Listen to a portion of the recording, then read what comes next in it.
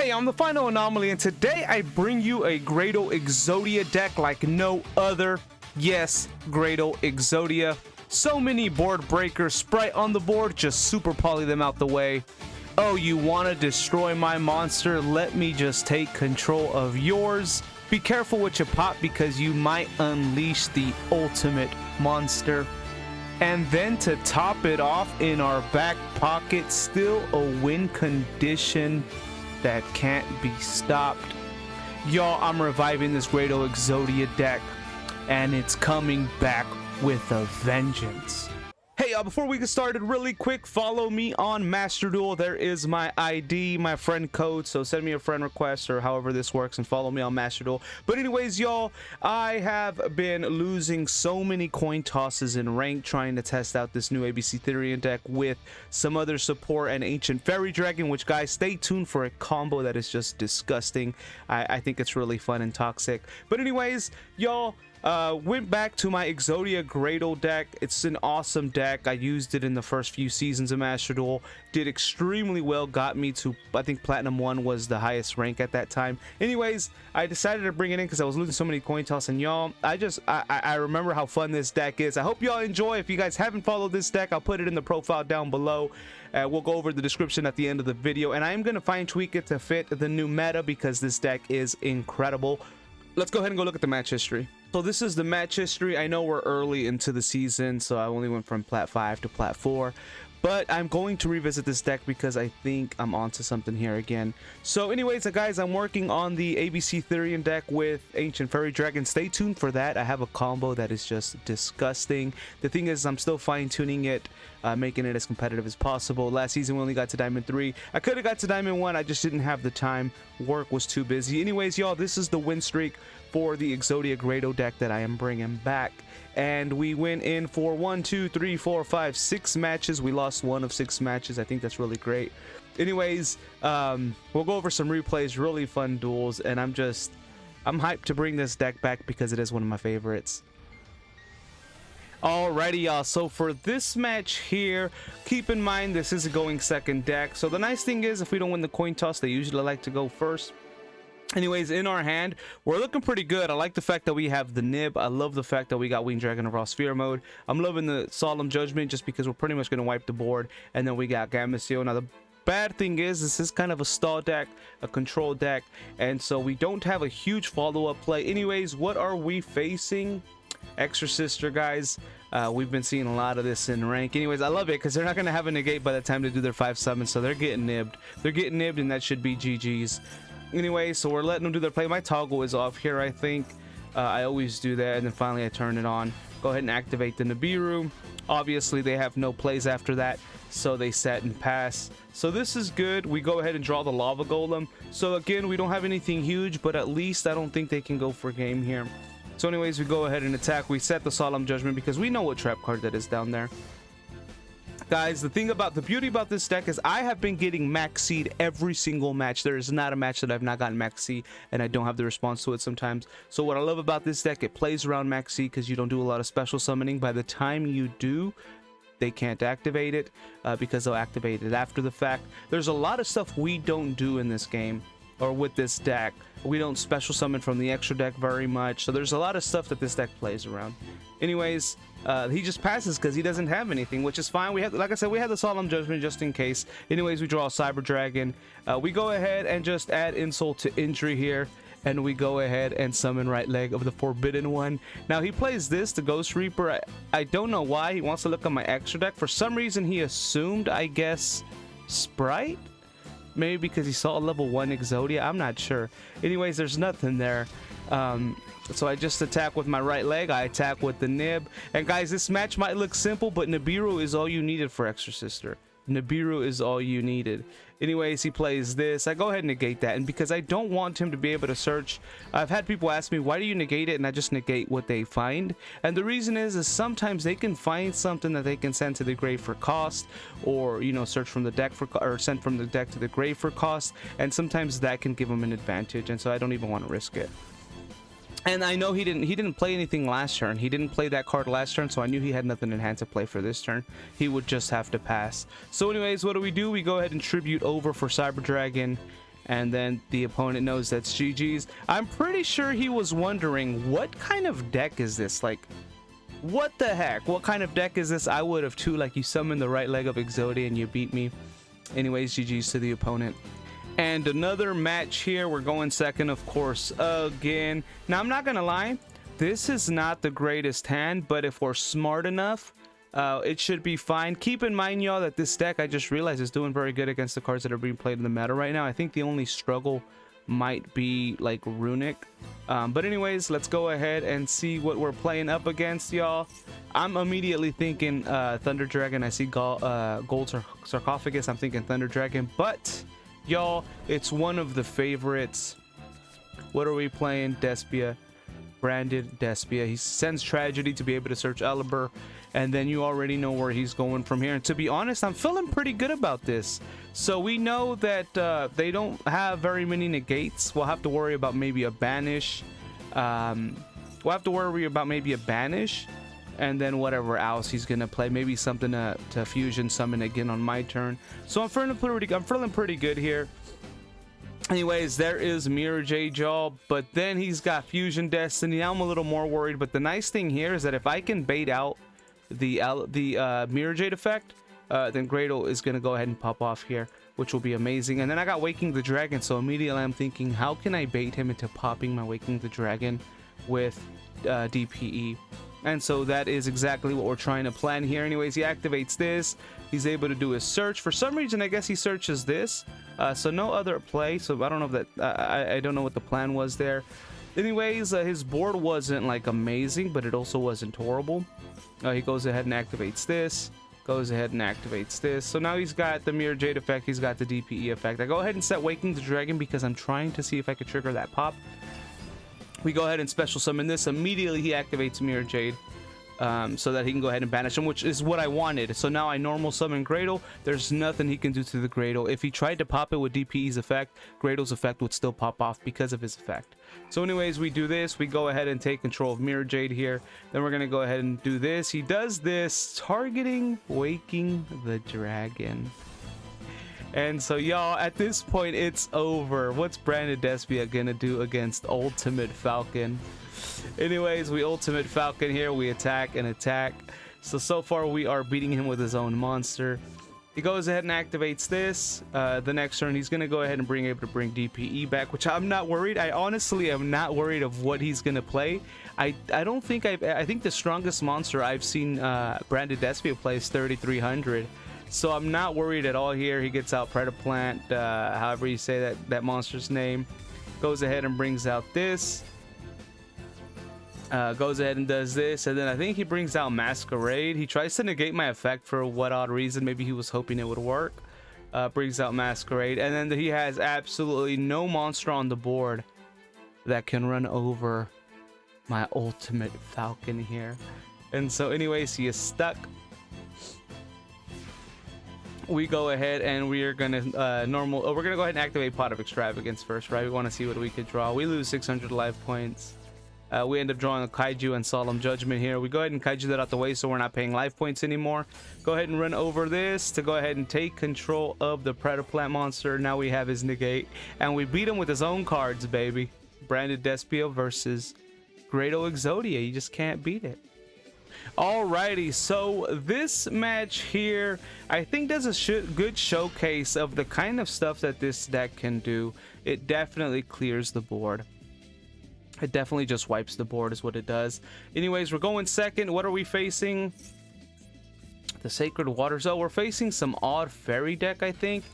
This is pretty interesting. So I see the level 2, so I'm already thinking Spright, and it is. It's a Spright hybrid, so we are facing off against one of the meta favorites right now. It's a Spright deck mixed with some other combinations, which I think is pretty cool. Fairy Sprites. He's got some pretty good stuff going on here. Anyways, he's got a good beat stick on the board already to top it off too. And so he goes through his plays. He's summoning these Mystic Balls. Gigantic Spright comes out. He does his searches. And so I'm a bit worried because he's got a decent board coming up. He's able to get his fairy monsters. He does have a Herald of Orange Light, so he's got a negate in hand too. Y'all, this is not the best or the most ideal situation, given the fact that we don't have board breaking cards, right? Because that's what this deck does. It's a board breaker. This was a pretty decent board if you actually think about it, y'all. So before you think, you know, some of the matches are lackluster, keep in mind that the deck is intended to break boards like this. I mean, he's got an IP Masquerade and he's able to go ahead and go into whatever he wants from the extra deck. He's got an effect negate. He's got something else here. You can banish one fairy monster from your hand or grave, then target one card on the field. Banishes. He's got a banish. Essentially, he's got ABC Dragon Buster, right? He has got a negate in the hand, which I ain't playing around that one. And so, guys, he's got a negate. He's got whatever he wants with IP. He can bring back a monster. He's got an effect negate. So if he wants to have a no, he can't have a spell trap negate. But he's able to do Herald of Orange Light. Then he's able to banish a card. He's got some decent plays here. So what do? We go ahead and special summon. Oh, we go ahead and do well, we do this so that he can't banish. So we go ahead and do the Kaiju. Then we special summon Cyber Dragon. Go ahead and do this, guys. Bringing out Chimeratech. The reason I wanted to do IP, but I couldn't because he has Spright Elf. And so I couldn't target the IP. So what I did is I think he was gonna activate IP's effect. I went ahead and went Super Poly here. Went Super Poly. We Super Polyed away his dark monsters. Went ahead and brought Starving Venom Fusion Dragon out. So right now at this moment we know that he's got a negate in hand still. So I did not activate Starving Venom's effect because he's got a negate in hand and I want Starving Venom on the board.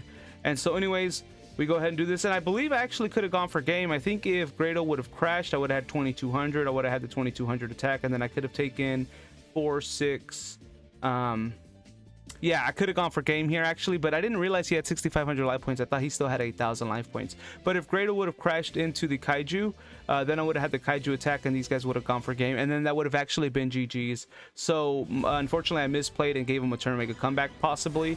So anyways, this was actually game here. My Graydle would have attacked into my... Actually, no, it wouldn't have worked. I couldn't take control of two Kaijus. So that couldn't have been game. Never mind.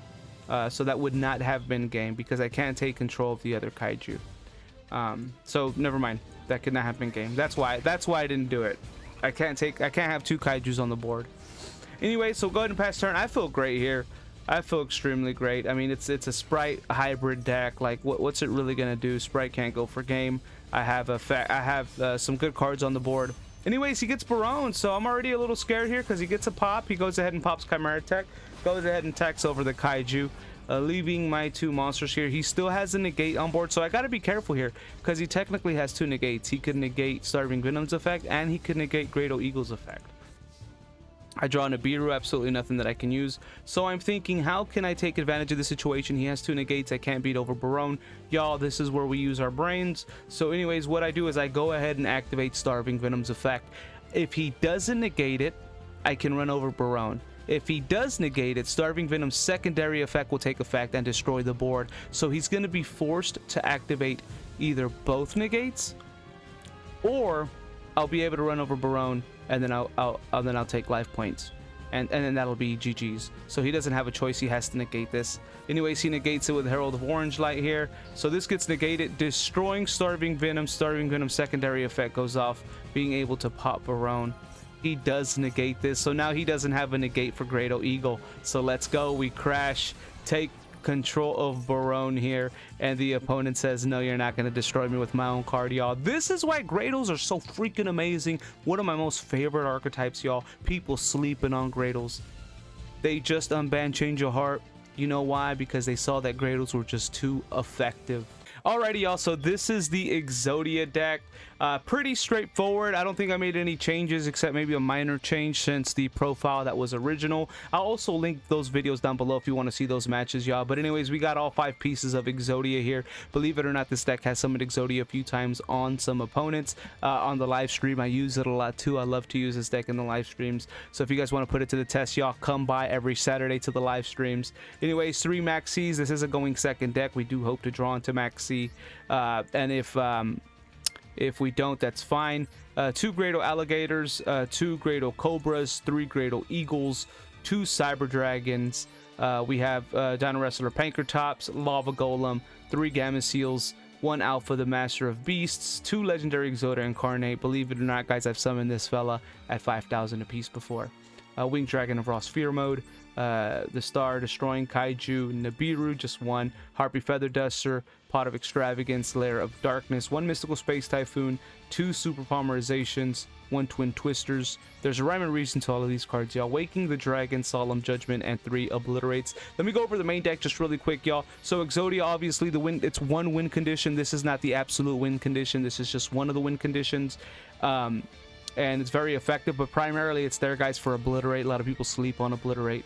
It's there to just keep bouncing the monsters. If you happen to go first, the problem is I guess if you're facing Sprites, all you really got to do is spin the main monster they summon, and then that's GG's against Spright. I don't know why people are saying those cards are broken. Max C, y'all, very effective card. Obviously, we got to have it. Graydle Alligator, if he is destroyed or destroyed by a spell card, you take control of a monster. Graydle Cobra, if destroyed by a trap or monster, you take control of the monster.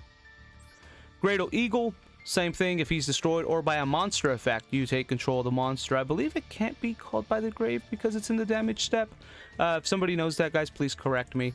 Cyber Dragon, the primary reason for Cyber Dragon is to special summon them and go into Chimeratech if there's nothing they can do.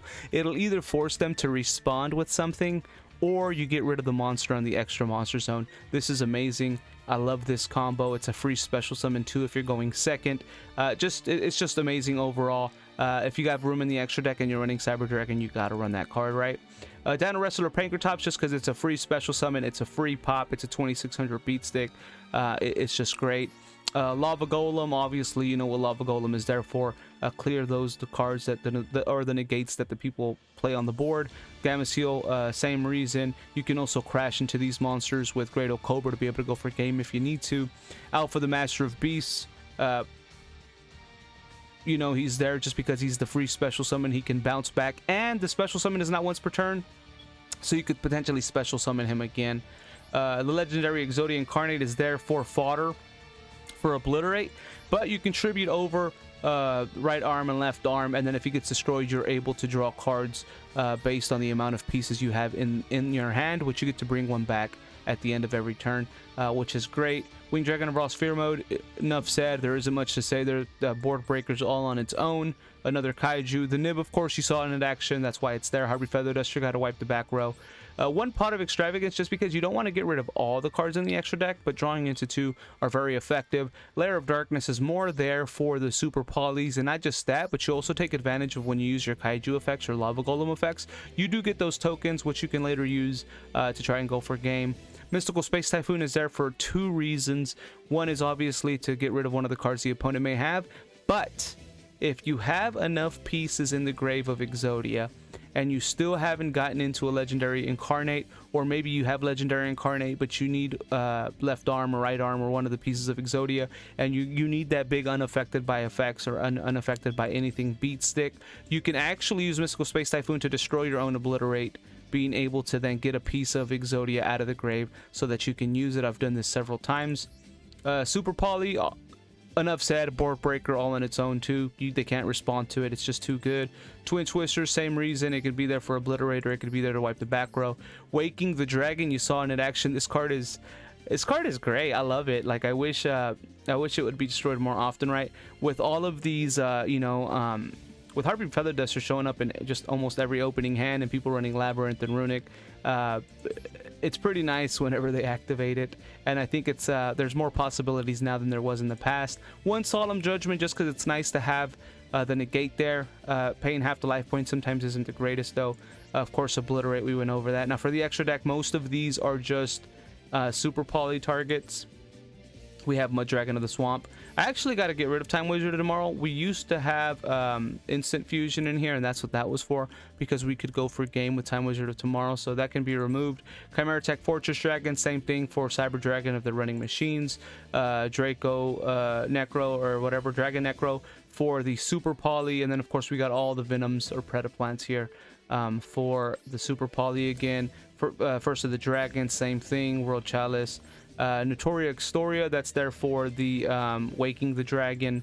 Blue Eyes Ultimate Dragon for the Waking the Dragon. Quintet Magician, y'all. I've summoned Quintet Magician before, both with Super Poly. I mean, I've summoned Quintet Magician with Super Poly before, actually on several occasions. I have a short, I'll link that down below, y'all can check that out. And then Ultimate Falcon, which just wins games on its own sometimes. Anyways, y'all, that is the deck profile. I believe in this deck. I'll link all past videos. Let me know what you think. Let me know in the comment section if you have any suggestions. Definitely want to make this deck stronger. I hope y'all enjoyed. I'll catch you on the next one.